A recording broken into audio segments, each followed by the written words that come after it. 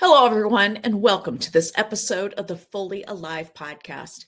My name is Dr. Mary Meduna Gross, and I am passionate about the power that conscious leaders have not only on their teams, but also their organizations, and even not even within their organizations. But their influence is so powerful that the way they influence their people, their team members, the people that they interact with, their external stakeholders, they elevate everyone.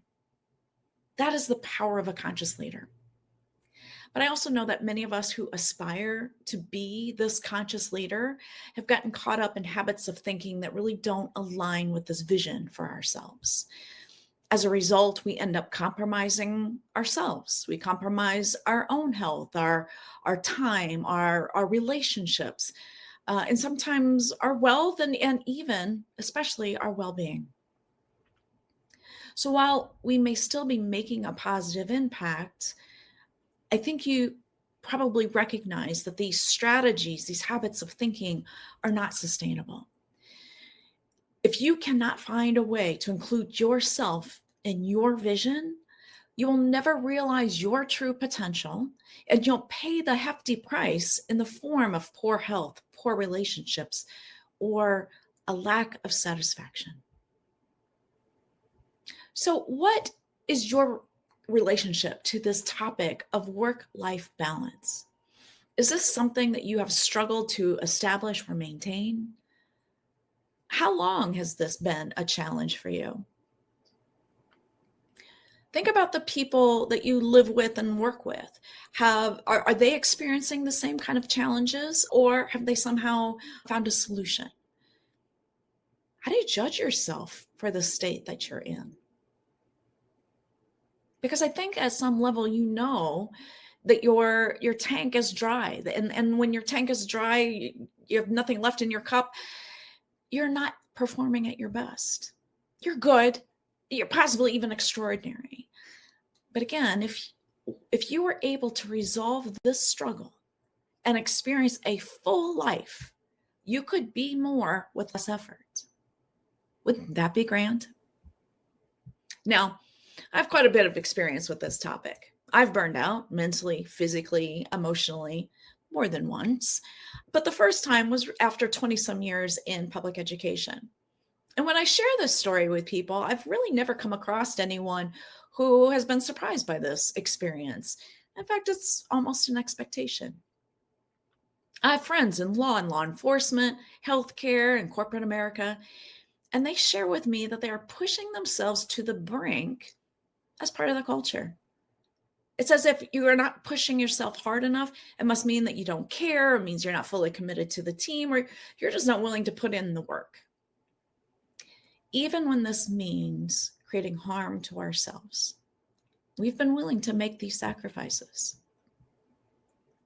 Now, I like to think of these as the workplace cultures of the past. We are moving through that. But in the past, human capital was used and exploited as much to get as much from them, while as giving as little in return as possible. The priority, of course, is to manage or even reduce salaries and wages in order to maximize the bottom line. Now, you, again, might be surprised to hear that there's a growing momentum around conscious leadership and conscious culture. Organizations like Conscious Capitalism put people and the mission as the top priority. It's not an either or. These businesses, these leaders create win-win-win scenarios. Everyone from their clients to their internal teammates to their vendors and suppliers. Everyone wins with these conscious businesses. Another organization that I'm a part of that is also or bringing together our energies to promote a new vision for creating community at work, and that is the Changing Work Collective. And I share this information with you because one, I want you to know that things are changing. This is coming. This is going to be the norm. And you might recognize that already, but it is coming. And these are a couple of organizations that are leading the way. But let's get back to you. We've already well, let me do this. Let me peel off the Band-Aid. There is no such thing as work-life balance. It's just life. And it's a question of how full is my life? What is my life full of? Maybe that's another way to ask it. When I'm thinking about a full life, I'm on that positive end of the spectrum, full of joy, full of peace, full of confidence, full of possibilities. So when I think about this question of how do I find work-life balance, I think what we're really asking is a different question. What we're really asking is, how can I meet these external demands and still be happy and healthy? Isn't that what we're really asking? When we're in this state of asking about how do I find work-life balance, I think we're really asking ourselves, how can I meet these external demands and still be happy and healthy? Now, I think this is survival thinking. You're wondering, what would it take to change these external variables enough so that you don't have to? Okay, I'm not judging. I'm simply observing the experiences that I and many other leaders have had. I would also add that we've been taught to direct all of our energy on controlling and manipulating these external variables to achieve our goals and aspirations. You have been acknowledged and celebrated for being a master in your field. What I want to do today is I want to help you redirect your attention and therefore your energy towards the internal shifts that will completely alter the way you see yourself and your world. And from this fresh perspective, you're going to find countless possibilities and all the resources that you need to make these possibilities a reality. Now, for a complete overview of perception, check out 2 episodes on my channel called New Rules for a New Game, parts 1 and parts 2. In these episodes, I describe a continuum of perception known as the energy leadership model. This discussion will help you understand your present experience more clearly and offer new lenses through which to perceive and create your desired results. But for today, so far, I've pulled that Band-Aid off that work-life balance bubble. It's all just life. And again, it's a question of how full is your life of the things that you want. So let's look at this topic of work-life balance from the thriving and creative state rather than that survival state. So now let's look at your conflict. How does work-life balance show up for you?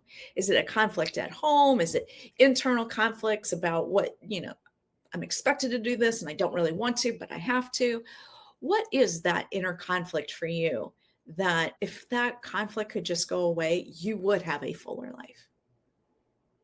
So I want you to bring that to mind, and I want you to observe this experience from a witness perception. Get out of the experience and just watch it as if you were watching someone on TV having this experience.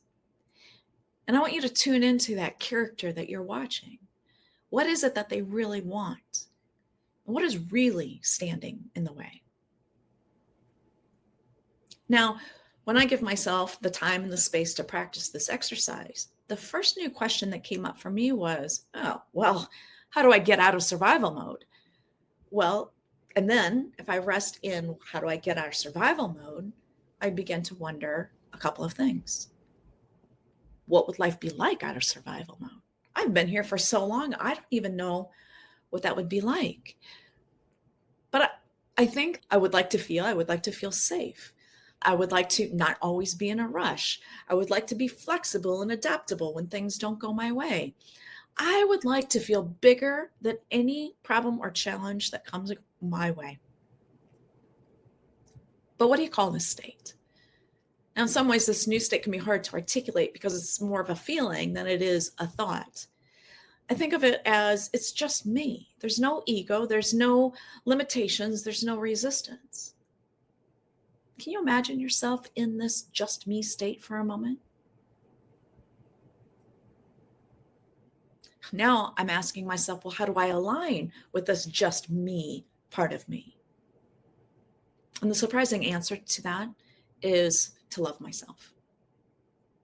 So rather than directing our attention on external variables that we have little to no control over in an effort to experience this full life, I'm suggesting that we direct our attention and therefore our energy towards learning to love ourselves.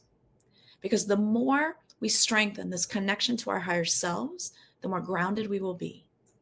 We will know ourselves, which means that we don't have to keep questioning ourselves or looking to others for validation. It would mean that we no longer have to divide ourselves between what others expect of us and what we expect and want for ourselves. It would mean, because we're no longer simply relying on our own limited knowledge and expertise, and instead now tapping into the collective wisdom, we will always feel bigger than any challenge that might come our way. We will be creative. So let's do a check-in. Have I lost you? You might have been willing to go with me in this exploration up to the point of, how do I get out of survival mode? You might have been there, but then to make this leap now into self-love might feel like I just changed the channel on you. And I get it. It isn't so long ago that I held these same belief patterns. I believed there was no need to examine myself more closely. I was already doing everything that I knew how to do. But turning the conversation onto me kind of felt like I was being blamed for the pain that I was experiencing. If you are currently experiencing a state of chronic stress, this might be how you perceive this as well. You might scoff at this idea of self-love as being the solution, believing that your knowledge and your skills and your expertise is all that you need to build this full life of success, joy, peace, a full life. Let me channel Dr. Phil for a second. How's that working for you? Are you achieving great things? Yeah, I'm pretty sure you are. Have you had a powerful impact on others? I'm quite sure that you do. Have you solved problems that no one else thought possible? Undoubtedly. I have no question about that. But are you happy? Do you feel an inner sense of satisfaction? Is your body healthy, supporting your active lifestyle? Do you have close personal relationships that give you a safe place to land when things get hairy? Now, again, this might be at the point where your inner chatter pipes up and says something like, yes, I've achieved, I've proven myself, and no, I'm not as healthy and happy and in relationships as happy as I would like them to be. But it's because I don't have work-life balance. I get it. This is an example of that circular thinking. So if you are ready to break this cycle with me today, once and for all, stay with me. But if now is not the time, then just like this video so that you can come back to it when you are ready. So if you've stayed with me, I now invite you to gently challenge that part of you that believes that you have to keep doing what you've always done. You just have to find a way to do it quicker, smarter, or better. And I invite you to begin to ask yourself, if you were experiencing a full life, what would that look like and feel like? How would your days, how would your weeks be different? Who would get more of you? Who would get less? Can you think of a time when you did experience what you would define as a full life? What was that like? What is significant about that story that you can take with you now? If you've had trouble imagining this experience, or maybe it's still fuzzy for you, that's okay. As long as you're in survival mode, it will be more challenging for you to see other possibilities. It's just the state that you're in right now. So again, you have to ask yourself, is now the right time to redirect your energy from strictly survival towards really connecting with this bigger part of you, this infinite and creative part of you? So if you're with me, you're still with me, congratulations. I have a two-pronged approach that works well for me and my clients to get out of this survival mode and into these creative spaces. So the first step is getting out of survival mode. And to do that, I suggest developing a practice of self-awareness and self-observation. To guide you in this practice, I'm going to create a series of episodes that will focus on one common survival strategy that might be holding you back. And the purpose of the self-awareness practice is to help you see yourself more objectively, see where you're telling yourself stories that no longer serve you, and to practice giving yourself grace and compassion. Because when you really begin to listen to yourself, observe yourself, you are likely to be shocked at what you've been living with up until now. You'll be shocked at how much energy these survival strategies are requiring of you. And you may also discover that you are really inclined to judge yourself and correct yourself and criticize yourself. This is that space to practice non-judgment on yourself. Therefore, again, you're going to hear me say over and over, this is the practice. This is the time. This is the space to give yourself grace and compassion.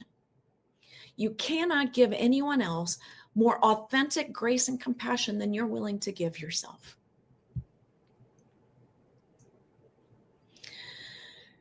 The other part of this self-observation process is that you're going to be uncovering pain that your conscious mind has been tucking away for you all this time, that it's been trying to protect you from.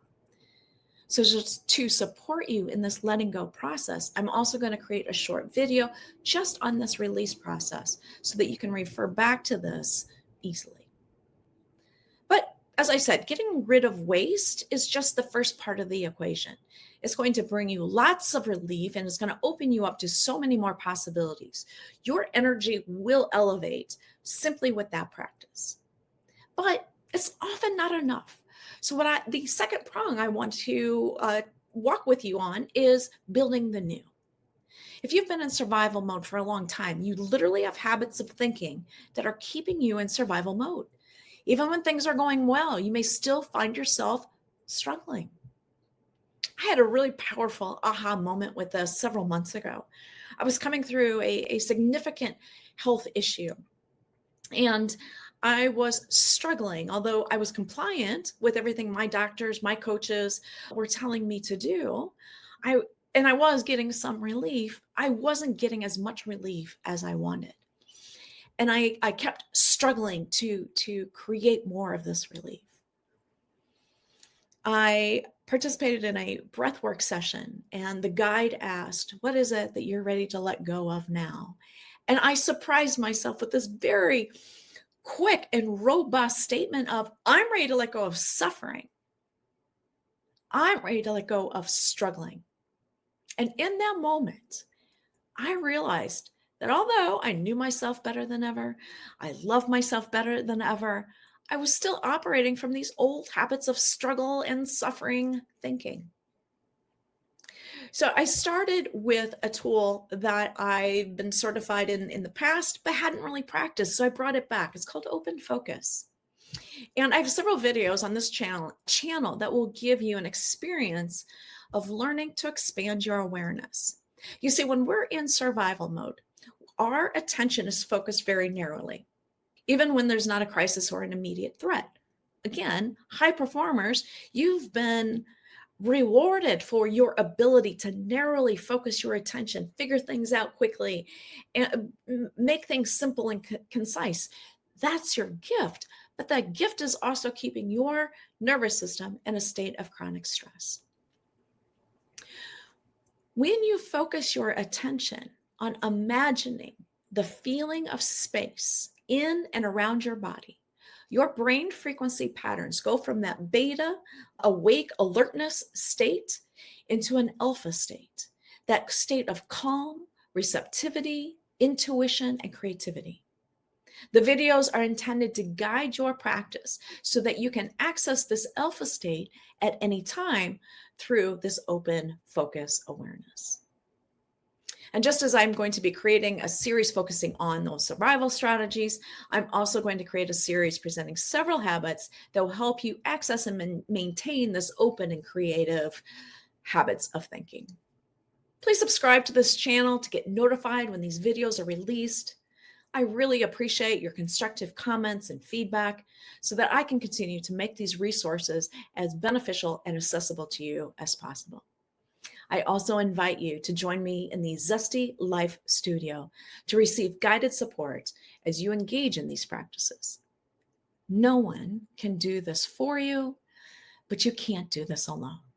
We're here to walk with you as you evolve into your full life. Thank you for listening.